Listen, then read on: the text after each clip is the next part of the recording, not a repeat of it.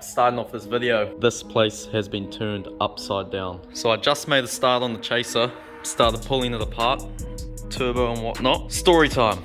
So we get a message. We've had to clear all the space from this beam here, which is like 4 meters off the wall. And we've been told we have to move everything past that point because they've got to build a firewall here because there's apartments on the other side of this. Everything is being crammed down there and I still have to try put this back together after I just started working on it because obviously it's not past this beam here and I have to try shove it down here, which means gonna have literally no space at all to do anything. And I knew it was gonna happen at the worst time. Not to mention we've got big events coming up that I'm trying to get it all done for, and I've got a heap of other jobs I need to do in here.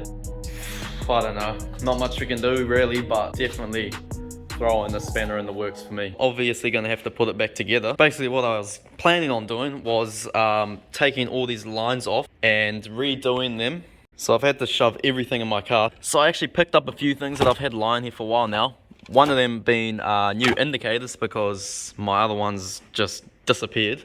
A subscriber actually gave those to me and I tried to go through my messages to find out who it was to say thanks on the video, but it was like half a year ago now I think, and I just couldn't find them. You know who you are, so I appreciate that a lot. I also got a whole lot of ProFlow stuff from Fastlane Spares. Now this is the heat sleeving. This is something I will do on every build from now on. It is not worth the risk anymore. Maybe on a street car it's not entirely necessary, but any drift car in particular, I recommend heat sleeving everything because I was super lucky this car didn't catch on fire when this line melted and it was spraying oil straight on the manifold. If you guys remember my first ever drift event in my Skyline, same thing happened. Oil line started leaking and actually caught on fire, and I was very lucky it wasn't worse. You just honestly never know. I'm gonna have to take the fittings off to get that on. I also hate red and blue fittings. So yeah, every build I do from now on, it is gonna have heat sleeving. Now the other thing I was doing, what else? I actually done a few things but I didn't record it. So if you guys remember the last event, my gearbox cross member fell out. So basically I helicoiled every one of those. They were always a bit dodgy ever since I got the car. Put new threads in all of those, now that's all sweet. Remounted my exhaust and it's actually lost its oval shape from too much limiter, so I'm gonna have to try squeeze this down because my side skirt no longer fits over it. The pressure from the bangs on the limiter must be that hectic that it's changed the shape of it, which is pretty hectic. Now the other thing I was doing is I've got this axle out. So the last event, my car started randomly open wheeling from time to time. I thought it was the axle damaged or something. Checked everything out and checked the axles and there seems to be nothing wrong with those. I then took the axle stub out. I thought the splines on that might have been damaged, but that's okay. So now I don't know if it was just my drive shaft when it fell down causing some sort of problem. The only thing left is the diff center, and that's a two-way and it's not making any noise, so I honestly don't think it's that. So to be honest, I might just have to put it back together. Well, I have to anyway because of this. I'll put it back together and when I get a chance I'll take it for another test and see if it's still doing it. But yeah, I cannot find any damage anywhere, so this is the annoying thing. I swear there was other stuff I had to do, but it's been like 6-7 months since the last event. This happens every time I get back, have the car sitting there, and I just don't really see a point in fixing it because I got other stuff to do, and then I end up not fixing it until another event's coming up, and by then I've forgotten what went wrong at the last event. I was going to pull out the diff and check it out, but I no longer can, so I'll take it for a test. If it still does it, then I'll have to take out the diff. Chuck this back together. It's been that long since it's been on the ground, I forgot what it looked like. It's not too bad actually. Needs one hell of a clean, it's so dusty. But anyway, I got that axle and stuff in. Now my next problem I almost forgot about was my overheating issue that I need to sort out. Now what I've put it down to is I'm fairly certain it's cavitation in the water pump, because with the new tune, the higher limiter, it's only 300 RPM, but the fact that you can hoon around the track non-stop and it's completely fine, but as soon as it's on the limiter drifting, that's when it overheats. So Chip, what's your thoughts on this situation? It's a mess. Look at it. It is a mess. This is not good. Go work on your car. You can't. Big problem, mate. Big problem. Big problem. No runs. scratches already. Yeah, well. It's a new lunch table, mate. Current situation, not good. But anyway, I'm gonna try get this done because all of a sudden, typical last minute, I think I may be going drifting this weekend. Zach from Drift Antics asked me if I wanted to go to an event this weekend. So I've got 2 days, I think, to try get this done. I've got a few things. I actually managed to find a few fittings lying around that I had from years ago. It's surprising what you can find when you look instead of just buying new stuff every time you need it. Got that there, which I can put there, get rid of that ugly red one, and hopefully have better angles. I just hated how before the line came way out here, then it just looked a bit messy. So here's the heat sleeving, and I'm already getting mad because I cannot find anything. I can't find the smaller one that I bought to go on that line. So basically, yeah, I just gotta take those fittings off, put this on, and then I'll put the new black fittings on. I also bought this here. Now this is an oil return extension, so that will go there. And now I'll be able to take the line off without having to take the compressor off, because before I had this fitting here and it was just so hard to get to. Now I also picked up this turbo beanie. Now I've never really been a fan of these. I don't really know why. Mainly because, I don't know, I think they don't look that great, but they do serve a really good purpose.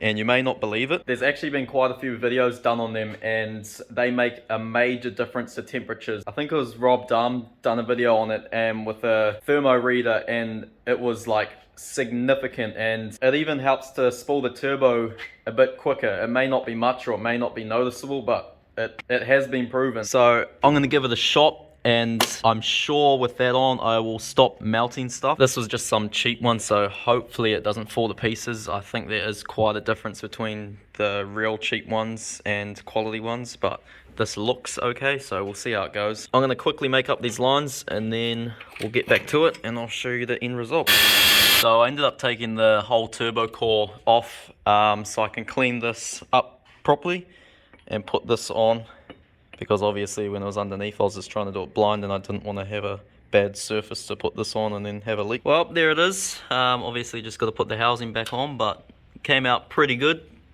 Everything's real easy to access. I can now access that with the housing on, which is ideal. Got that beanie on. Yeah, no more hot. So I just got to piece it back together and start it up for the first time in like 8 months or something and see if there's any leaks. Well, there it is. Anyone with a whole set and has put these clamps on, it is so shit doing it by yourself. It's bad enough doing it with another person, but I'm pretty stoked with how it all turned out. Now, see if it actually starts and make sure there's no oil leaks, otherwise you can have a big problem.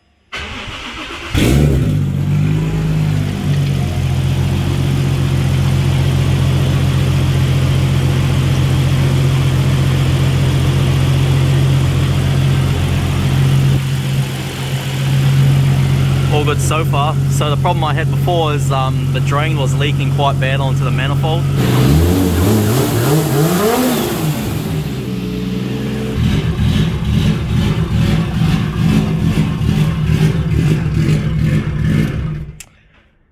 I honestly don't know if I like the idle or not. I almost feel like people might think it's a bit tacky. Let me know what you think, but the people that know will know. Seems pretty good. Definitely looks a lot cleaner, although the engine bay as a whole isn't that clean. If this thing ever happens to blow up, it's going to be a good reason to paint the whole engine bay and make it look mint. But for now, it does the job, so I'll just leave it. I'm actually quite a fan of that beanie. It looks quite nice.